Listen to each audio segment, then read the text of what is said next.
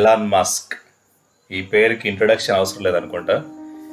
నేను పెట్టిన థంబ్నెయిల్కి ఎలాన్ మస్క్కి, అమెరికాలో ఉన్న రిటైలర్స్కి, హెడ్జ్ ఫండ్స్కి అసలు ఏంటి ఈ స్టోరీ అనుకుంటున్నారా? యాక్చువల్గా సింపుల్గా చెప్పేస్తా. రెడిట్ అని ఒక సోషల్ మీడియా వెబ్సైట్ ఉందన్నమాట.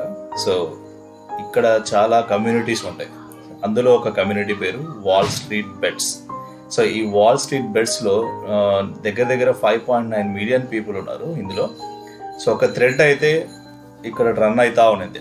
ఆ థ్రెడ్ ఏంటంటే గేమ్ స్టాప్ అనే ఒక కంపెనీలో చాలా హెడ్జ్ ఫండ్స్ షార్ట్ పొజిషన్స్ తీసుకొని ఉన్నాయి అనే ఒక థ్రెడ్ అనమాట. సో ఆ థ్రెడ్లో చాలామంది జాయిన్ అయ్యి సో దే ఆల్ డిసైడెడ్, వాళ్ళందరూ ఏమనుకున్నారంటే లెట్స్ హెడ్జ్ ఫండ్స్కి ఆపోజిట్గా బెట్ చేద్దాం. సో వాళ్ళందరూ షార్ట్ పొజిషన్స్లో ఉన్నారు కాబట్టి మనందరం కలిసి దాన్ని పైకి తీసుకుని వెళ్తే వాళ్ళందరికీ లాసెస్ వస్తాయి. సో వాళ్ళ షార్ట్ పొజిషన్స్ని వాళ్ళు cover చేసేసుకుంటారు.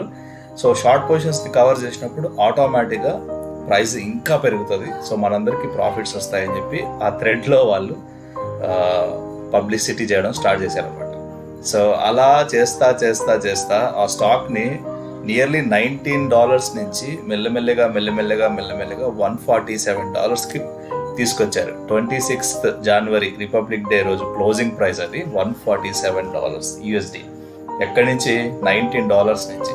That's a huge move అనమాట. అప్పటికే అది చాలా హెడ్జ్ ఫండ్స్ అప్పటికే చాలా లాస్లో ఉంది. అండ్ సడన్గా మన ఎలాన్ మస్క్ ఎంటర్ అయ్యాడు.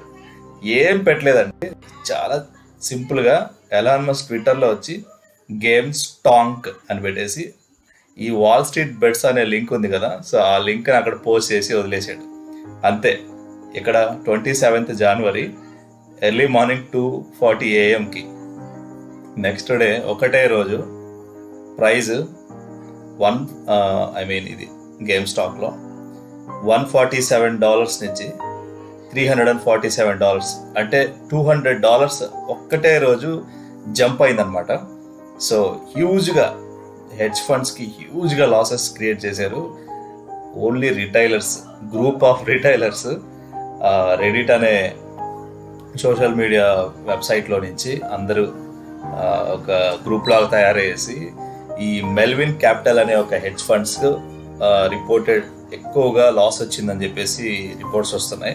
సో వీళ్ళు నియర్లీ 700 crores USD వీళ్ళు ఫండ్ మేనేజ్ చేస్తారు.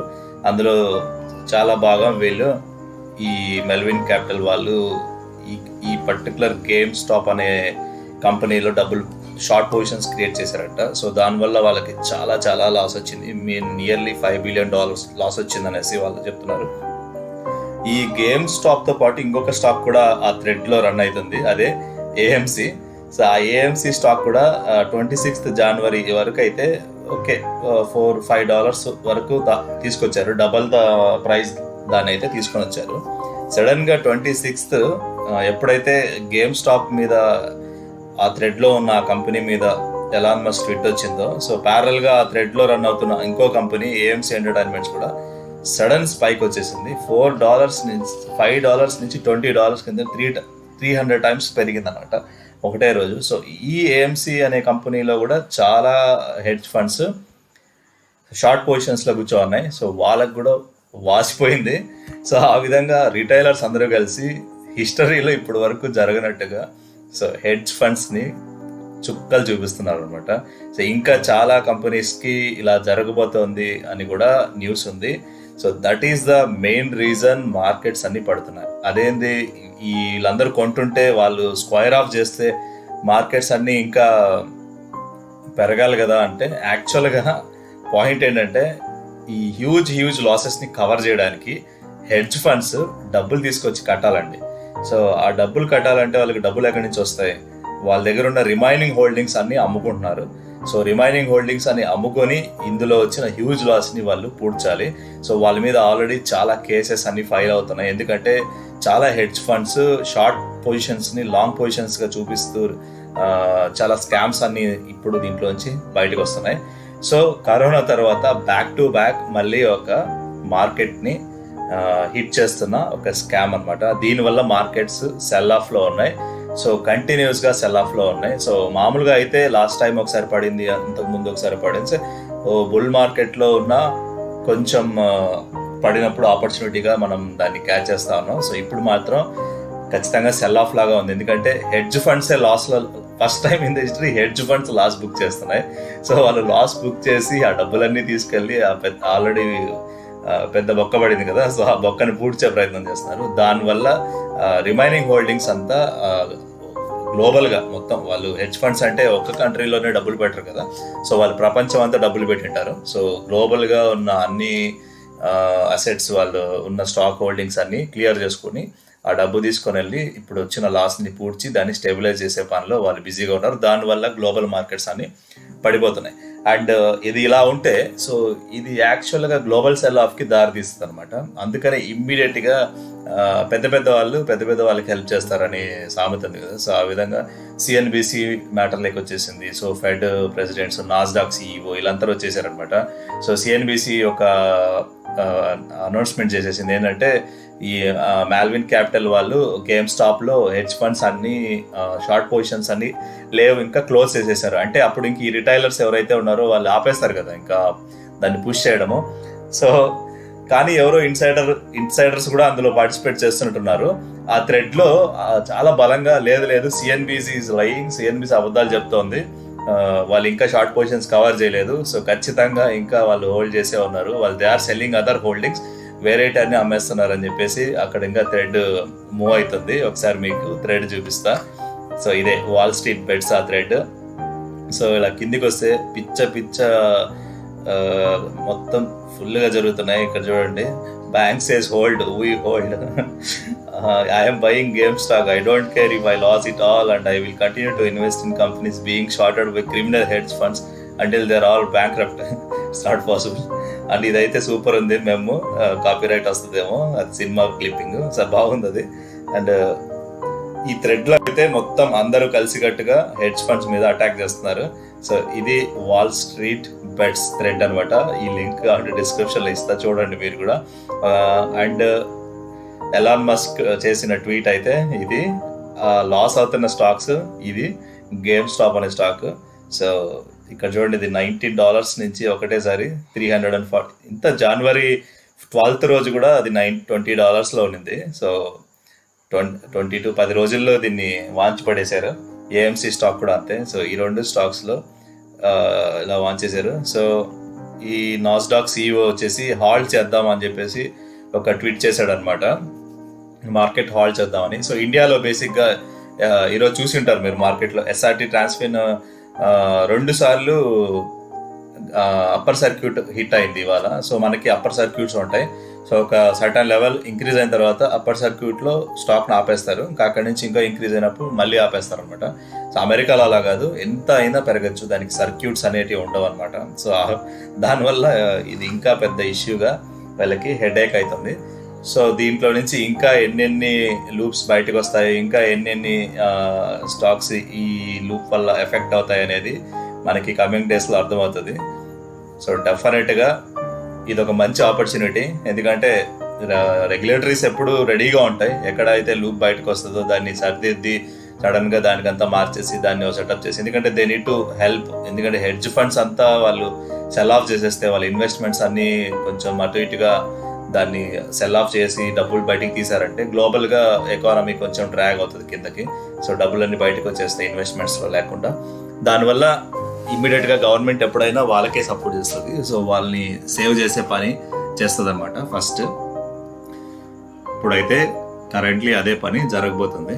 అండ్ మీకు ఇది కొంచెం ఫన్నీగా కాదు, బట్ కొంచెం క్రేజీగా ఉంది విషయం. సో షేర్ చేసుకోవాలని చెప్పేసి ఈ వీడియోలో మీకు చెప్తున్నా. అండ్ ఇవాళ మనం 2 స్టాక్స్ ట్రేడ్ చేసాం రోజులాగే. అండ్ ఒకటి వచ్చేసి బజాజ్ ఫైనాన్సర్ అండ్ యూబిఎల్. ఒక సక్సెస్ స్టోరీ, ఒక ఫెయిల్యూర్ స్టోరీ ఉంది మన దగ్గర కూడా ఇవాళ. సో ఫస్ట్ ఫెయిల్యూర్ స్టోరీ చూద్దాం ఏమైందో. సో ఫెయిల్యూర్ స్టోరీ అంటే ఏం లేదు, మనం ఫెయిల్ అయితే ఒకటే రీజన్తో ఫెయిల్ అవుతాం కాదు, 2 రీజన్స్తో ఫెయిల్ అవుతాం. ఒకటి వచ్చేసి ప్యాటర్న్ని సరిగా ఐడెంటిఫై చేయకపోవడం, 2 ప్యాటర్న్ ఫెయిల్ అవడం. సో ఇవాళ ఏం జరిగిందంటే ప్యాటర్న్ని సరిగా ఐడెంటిఫై చేయలేదు అని అనిపిస్తుంది, బట్ ఓకే చూద్దాం. నేను ఎలా ఎక్స్పెక్ట్ చేశానంటే ఇది ఇలా పైకి వెళ్ళింది, ఇలా పడింది, సో ఇలా పైకి వెళ్ళింది, మళ్ళీ ఇలా పడింది, సో ఇలా పైకి వెళ్ళింది, ఇలా పడింది. సో ఒక హెడ్ అండ్ షోల్డర్ ప్యాటర్న్ ఇది. ఒక నెక్ లైన్ బ్రేక్ అయినప్పుడు ఎంటర్ అవుదామని చెప్పేసి ఆ పాయింట్ ఆఫ్ వ్యూలో ఎంటర్ అయ్యా. బట్ ఇది ఫెయిల్డ్ అనమాట. యాక్చువల్గా ఇది ట్రయాంగిల్ ప్యాటర్న్ లాగా ఉంది. బట్ మార్కెట్ లైవ్లో డిసిషన్స్ తీసుకున్నప్పుడు హాట్ సీట్లో కూర్చొని మనకి కొంచెం డిఫరెంట్గా ఉంటుంది కాబట్టి, సో ఒక ఫెయిల్యూర్ని ఎలా అంటే ప్యాటర్న్ ఐడెంటిఫికేషన్లో మనం ఇది ఫెయిల్ అయ్యాం. సో ఆ విధంగా స్ట్రైట్ అవే ఇక్కడ నుంచి షార్ట్ కొట్టినాక రివర్స్ వెళ్ళిపోయి స్టాప్ లాస్ కొట్టిందనమాట. యాక్చువల్లీ స్టాప్ లాస్ ఈ గ్రీన్ లైన్ దగ్గర ఉండేది. నేను ఏం చేశానంటే నాకు ఇందులో ఇంకా ఒక విషయం జరిగింది. ఇక్కడ ఎంటర్ అవ్వాల్సిన 90.30 దగ్గర ఎంటర్ అవ్వాల్సినది నాకు 88లో ఎగ్జిక్యూట్ అయింది. సో ఆల్మోస్ట్ 2.3 రూపీస్ స్లిప్పేజ్ వచ్చింది. సో 85 క్వాంటిటీ చేశాను నేను. అంటే 2.3 అంటే డైరెక్ట్గా 250 రూపీస్ దాకా నాకు ఎక్స్ట్రా రిస్క్ యాడ్ అయింది అనమాట నా స్టాప్ లాస్కి. సో ఇంకా నేను చేసేది ఏం లేక, ఇక్కడ కూడా ఒక స్పైక్ ఉంది చూసారు కదా మీరు కొంచెం. సో ఈ స్పైక్ని కూడా కన్సిడర్ చేసుకొని స్టాప్ లాస్ని ఇక్కడికి మార్చుకున్నా. సో అప్పుడు కరెక్ట్గా ఒక 850 రూపీస్ రిస్క్కి అయితే మనం ఉంటామనేసి, సో నేను ఎక్స్పెక్ట్ చేసినట్టే మార్కెట్ రివర్స్ అయిపోయి నా స్టాప్ లాస్ కొట్టి ఇంకా అక్కడి నుంచి కంటిన్యూ అయిపోయింది. సో అది మన failure story.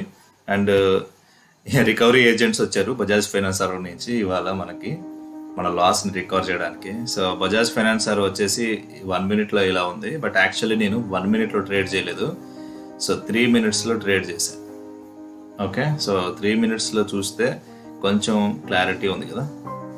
I will show you what I traded.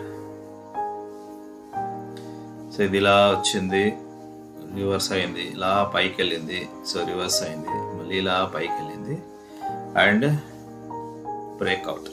So ఇక్కడ ఉంది కదా. సో ఈ బ్రేక్అవుట్లో నేను ఎంటర్ అయ్యా. ఈ నెక్ లైన్ బ్రేక్అవుట్ ఎం ప్యాటర్న్ ట్రేడ్ చేశాను బజాజ్ ఫైనాన్సర్లో. సో ఇక్కడి నుంచి ఇక్కడికి 1:1, ఇక్కడి నుంచి ఇక్కడికి 1:2.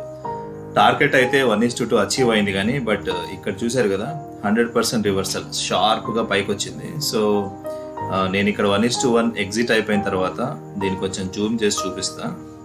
ఇక్కడ ఒక రివర్సల్ ఉండి ఇలా బ్రేక్ డౌన్ వచ్చింది కదా. సో నేను నా ట్రైలింగ్ స్టాప్ లాస్ని ఇక్కడికి మార్చుకున్నప్పుడు నా ట్రైలింగ్ స్టాప్ లాస్ హిట్ అయిపోయి ఆ తర్వాత మళ్ళీ వెళ్ళి టార్గెట్ టచ్ చేసింది. బట్ మెథడ్లో మనం ట్రైలింగ్ స్టాప్ లాస్ మాడిఫై చేయాలి డెఫినెట్గా. అలా ఇది మనకి లాస్ రికవర్ చేసింది. సో ఇది వచ్చి 730 రూపీస్ ప్రాఫిట్ బుక్ అయింది. ఇందులో 850 రూపీస్ లాస్ అయితే బుక్ అయింది. సో ఓవరాల్గా జనవరి మంత్ లాస్ట్ ట్రేడింగ్ డేని 117 రూపీస్ లాస్తో ఎండ్ చేస్తున్నాం. సో ఈ స్టోరీ మీకు నచ్చింది అనుకుంటున్నా. ఈ వాల్ స్ట్రీట్ బెట్స్ స్టోరీ ఇది ఇంకా అయిపోలేదు. ఇంకా రేపటి నుంచి ఇంకా దీని మీద యూట్యూబ్లో మారుమోగిపోతుంది. ఇంకా కొత్త స్టాక్స్ అన్ని దీంట్లోంచి బయటకు వస్తాయి. అంటే అన్లెస్ రెగ్యులేటరీస్ అన్నీ ఇప్పుడు ముందుకు వచ్చేసి ఇలాంటివన్నీ బ్లాక్ చేసేసి హెడ్జ్ ఫండ్స్ అన్నీ ఇంకా మార్కెట్స్ అన్నీ పడిపోకుండా వాళ్ళు ఏదో ఒకటి చేసే వరకు ఇంకా ఇది కొద్ది రోజులు మార్కెట్ను ఊపబోతుంది అనమాట. సో గెట్ రెడీ, డబ్బులు చేతిలో పట్టుకోండి. మార్కెట్స్ అంటే సిల్లీ థింగ్ అనమాట. ఏదో ఒకటి వచ్చేసి ఫైనాన్షియల్గా క్రైసిస్ వచ్చి అట్లా వచ్చేసి ఇట్లా వచ్చేసి మార్కెట్స్ పడిపోతే ఒక రకం. ఇలాంటి చిన్న స్కామ్స్ ఇలాంటి వాటి వల్ల మార్కెట్స్ పడ్డామంటే nothing but a pure opportunity to invest. So market మళ్ళీ కింద పడతాయి స్టాక్స్, ఎందుకంటే పెద్ద హెడ్జ్ ఫండ్స్ వాళ్ళు కవర్ చేసుకుంటారు కాబట్టి స్టాక్స్ మంచి రేట్కి వస్తాయి. సో కొనుక్కోండి, మళ్ళీ అదే హెడ్జ్ ఫండ్స్ దాన్ని పైకి తీసుకొని వెళ్తారు. So all the best. This is the very good opportunity, దీన్ని అయితే వదులుకోవద్దు. So this is Rajeev signing off. Thank you for watching this video. Please like, share, subscribe to our channel. So see you Monday. Happy weekend. Take care. Bye bye.